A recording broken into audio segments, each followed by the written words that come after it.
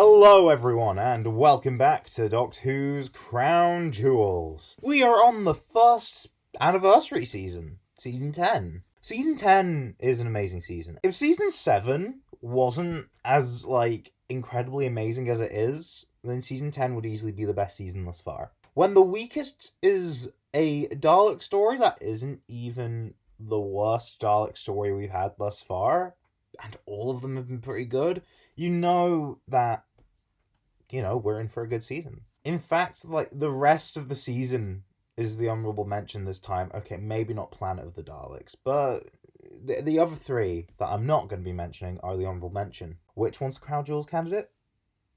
The Green Death. This was not planned. This was just... my nails happen to be green now. And it sees trouble in Wales as some miners discover some green goop in the mine that kills them. Global Chemicals has something to do with it due to their new oil refining process. And Joe doesn't like anything about this, so decides to join the likes of Professor Clifford Jones and his crew to try and stop Global Chemicals and try and make an actual difference. But there's more to Global Chemicals and the green goop as it seems, as this green goop is very damaging to the environment. It kills people and turns maggots massive. Yeah, it's quite political and conspiratorial, but honestly, those are great.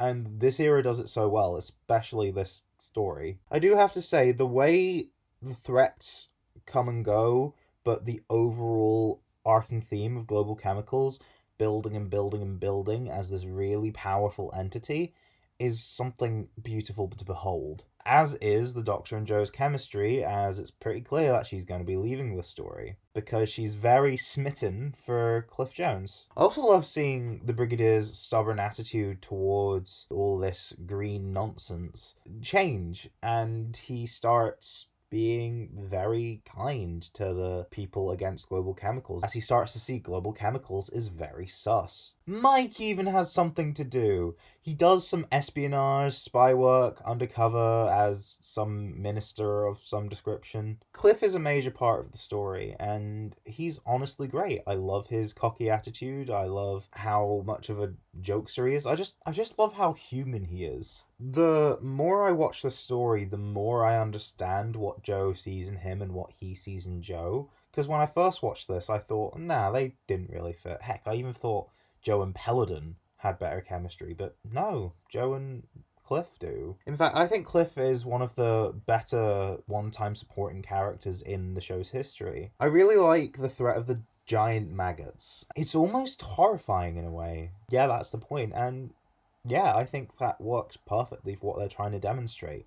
The horrors of destroying the natural world with your dirty processes. The natural world has to try and adapt to that, and adapt it does in horrifying ways that are even worse for us than if we didn't even strive for this fuel in the first place. The head of Global Chemicals, Stevens, is a very good villain. He is very connected, and therefore can get away with what he wants. But he's not the head honcho. The head honcho is the boss, the supercomputer, who really should have been the return of Wotan. Wotan, if you don't already know, is the main villain of the War Machines, who was also a supercomputer. This could have been great. It would have been a great return, but hey, they didn't do that.